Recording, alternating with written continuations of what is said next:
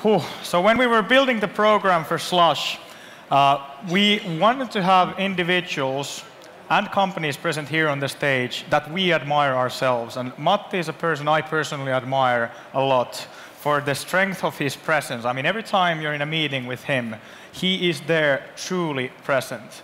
And that is something that's incredible when Matti, especially when you were the CEO of one of the biggest companies in Europe, you were still present when meeting with a student like myself.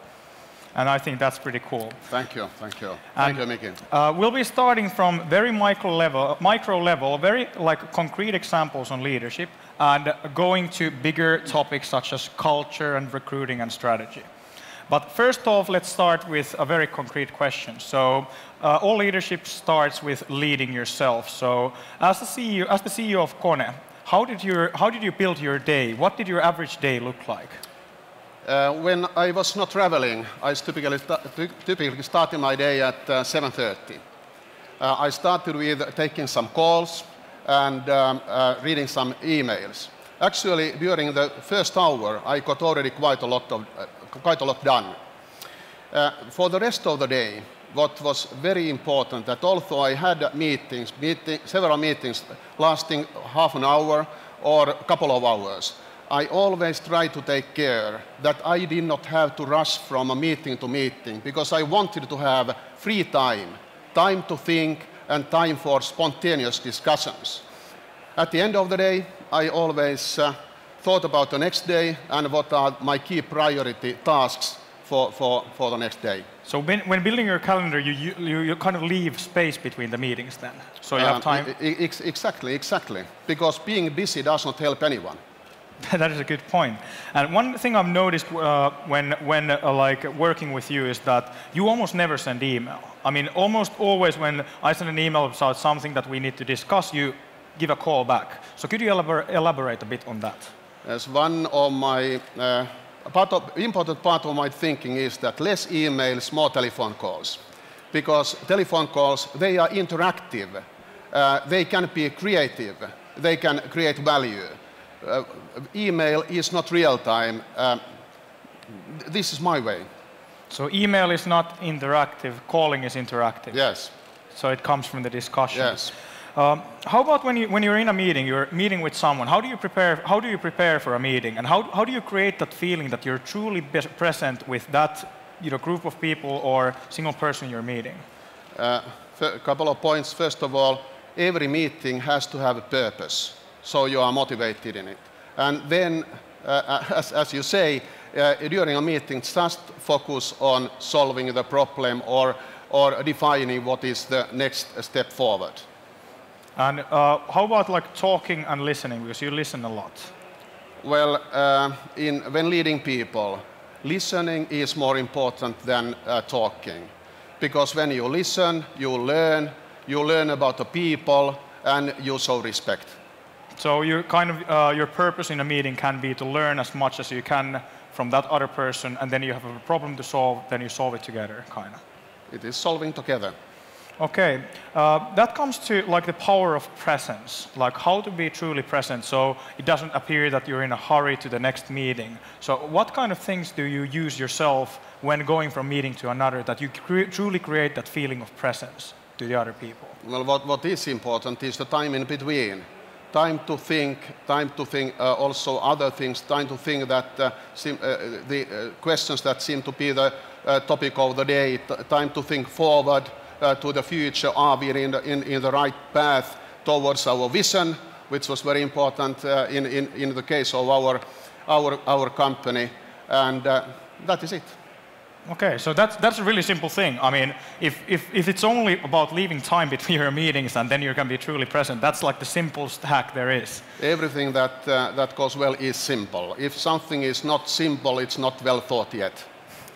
That is well said. Then maybe like expanding from yourself to your executive team. So how did you work with your executive team at Kone? Thank you, Miki. This is an important question. We had at Kone, we had management team members based in places like, of course, based like Shanghai, Chicago, Paris, and so on. But we decided from the beginning of 2005, we decided that we will meet for 2 days every month. And everyone was willing to do that and ready to do that, and that the information sharing that was possible, the informal discussions during the breaks, lunches, dinner during the night, evening in between those 2 days, all of that developed the leadership unity of the diverse team. And all of this helped people to commit to their own targets. Okay, so discussion creates commitment. And getting to know each other. And how about building your executive team? What were you looking for when you build a team, when you build an executive team? What are you looking for? If I would take one single topic here, it is diversity. Diversity is vital.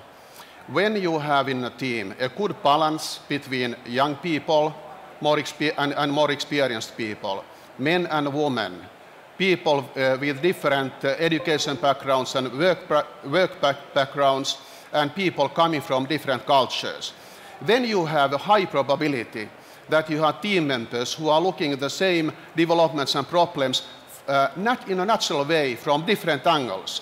And this leads to better decisions with better clarity and simplicity. Okay, so that's actually really, when people talk about diversity, when you tell me diversity, I instantly think of like different ethnic groups and maybe different genders. But it's also different ages, different kind of like work experience, all those things you said. It is, because the key point is that you have people who have different ways to think. That is a really good point. How about the size of the executive team? How big was your team, and what do you think is the perfect size for your executive team?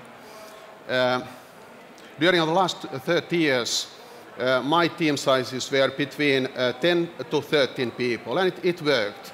We had the interaction was good. A good way to think about this is that you try to imagine that, for example, how would it feel to have 14 people sitting around the table? And when I have thought about it, I think that it starts to be a little bit too much. It starts to be like a committee, which is not interactive and value creating. Okay, so when you feel like is a team like big enough or small enough that you look at them around the table and you have the feeling, does this feel too big? Leadership requires quite a lot of sensitivity. How about like a day at the office? When you were at the office, how do you interact with, like outside of the monthly meetings? How do you interact with people in Kone or with your executive team?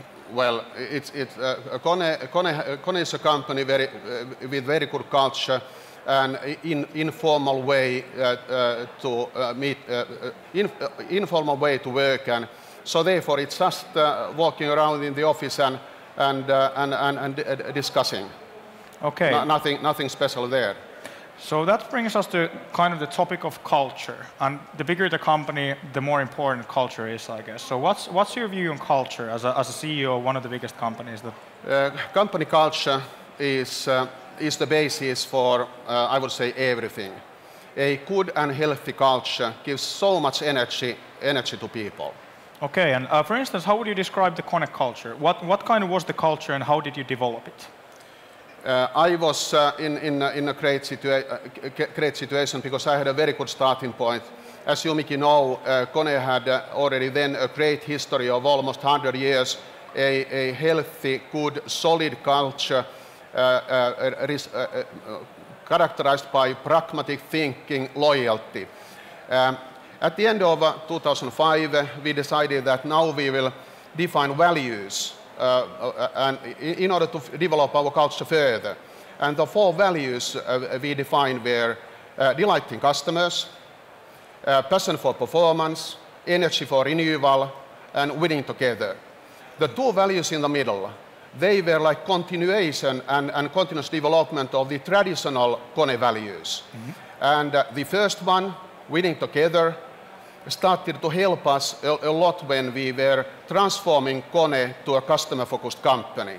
And finally, winning together.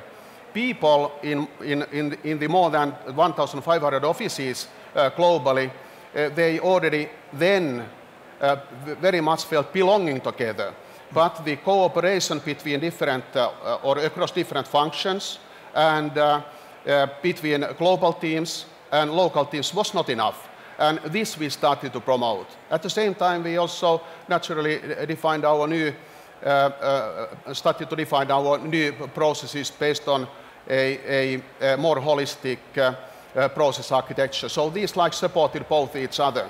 And now I think Kone starts to be a company which is a global company, but which is managed in a little bit similar way than local companies in Finland, or Finnish companies that were only active in Finland, let's say, 30 years ago.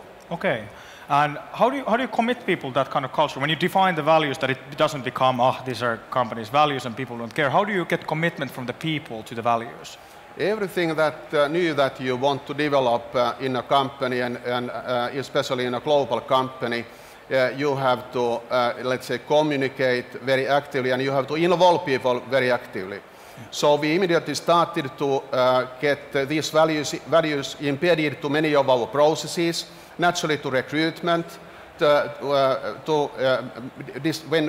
and also when we were making decisions about important new appointments, of course, and we also embedded them naturally in feedback discussions. So how the manager and how the team member, how they had behaved in line with the values. And we gave started to give a lot of visibility to values in our internal communication. Yeah, and I guess this is a good point for startups. I mean, this is what you see with a lot of startups that start growing, is that when you have a 5-person team, you don't need to define the culture, because everyone knows the culture, everyone sits in the same room. Mm-hmm. But as you start growing, it becomes more and more important to somehow define the culture. This is something we see in Slush, for instance, that having grown the organization to 1,900 people this year, that it actually becomes a surprisingly important question, how do you define the culture? Yes, every company has a culture. It either develops accidentally or you develop it, and I recommend the latter one. Taking lead of your culture. That is a good question for a company. What is your culture, if you had to define it in four things? Then one interesting thing that I wonder, when you have a company like Kone that is a huge company, and there's a lot of like different types of customers. So how did you as a CEO understand the customer of Kone? Who was the customer of Kone? We have Kone has 400,000 customers. This means that the way how we work is that we develop competitiveness globally, but actually the implementation of business is very, very local. This means that we have to have very good people locally to work together with customers. I saw my role more like naturally meeting biggest customers in all continents, but in addition to that, communicating and discussing with people a lot that and also trying to show example of what the real customer focus and customer orientation means. Yeah. Then one question that just came to mind is about not just about talking about developing a company, but how do you develop yourself? Do you read books? Do you like go to seminars? What is your thing in developing yourself? Okay, a few points. First of all, you mentioned reading books. Reading books is typically always good. You always learn something. Then secondly, it is important to meet people and discuss with people that are other than your colleagues, like knowing, for example, artists, philosophers, politicians, people from all different fields of the society. That broadens your mind. Then third, very important point is that always decide what jobs you want to do next based on what you have the passion for. When you have passion for, you want to do your job as well as you can, and you grow and you learn. So passion, having a passion, that is about learning, having a purpose, that gives you a meaning for a meeting. Those are like very, very kind of personal things. Then looking at like getting back to the bigger scale, we talked about recruiting. I mean, recruiting is obviously the most important thing that a company can do. How did you, I mean, outside of your, how do you make sure that your company gets the best people? How did you look at this from Kone's perspective? Yes, you are very right that in that the most important decisions in the company are recruitment decisions, because people are by far the most important asset of the company, in some cases the only one. And there are many good approaches how to recruit. The key point is that if you start to feel that now this takes a lot of time, we have to make a compromise. Never make compromises when recruiting people. And do you listen to your gut feeling, or is there some sort of a mechanic that you look through that who is suitable for what? What is the key decision maker for you when you do a recruitment? I think that key point is that it is good that several people in the team interview the candidates, so that you get different kind of perspectives. Okay. Then talking about, especially when you have a big company, the word vision tends to come up. So how did you view the vision of Kone while at Kone? What was the vision of Kone, and how do you use that as a tool as a company CEO? Okay, very good. In our change process, we thought in 2007 that now it is time to set a future direction to our company and define a vision. We started that effort by working hard in order to understand the global megatrends that are the drivers for our market growth, knowing them as well as possible. And we were in that happy, and Kone is in that happy position, that there are several megatrends that are positively developing to Kone's markets. However, the most important megatrend was urbanization, and based on urbanization, we decided our vision, which says that Kone delivers the best people flow experience. This proved to be a good vision because it helped us to get more and more Kone people to see our company from the same dimension as our customers and as the users of our products and services see the company.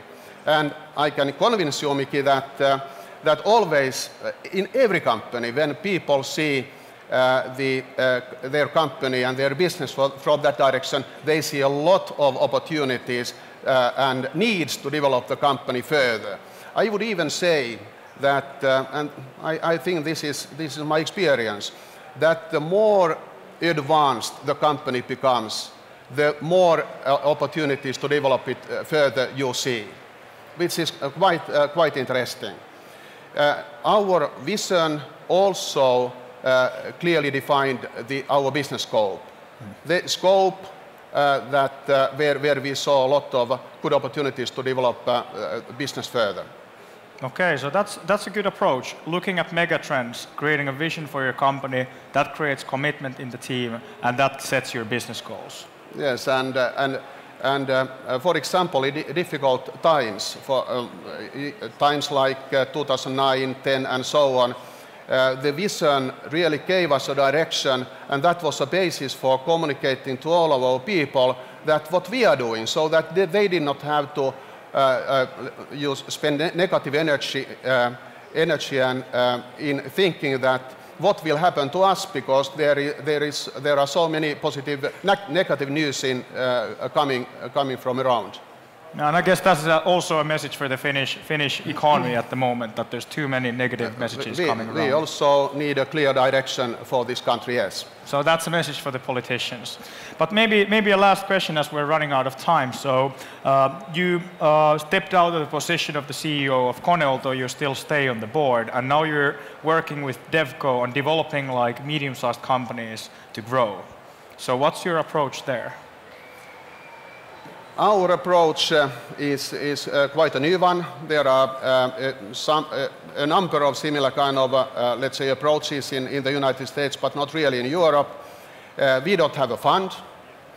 we try to find medium-sized Finnish companies with revenues between 50 to 500 million euros, companies that don't necessarily grow, but where we see growth opportunities, and then our objective is to buy majority shares in these companies and then start to develop them long term.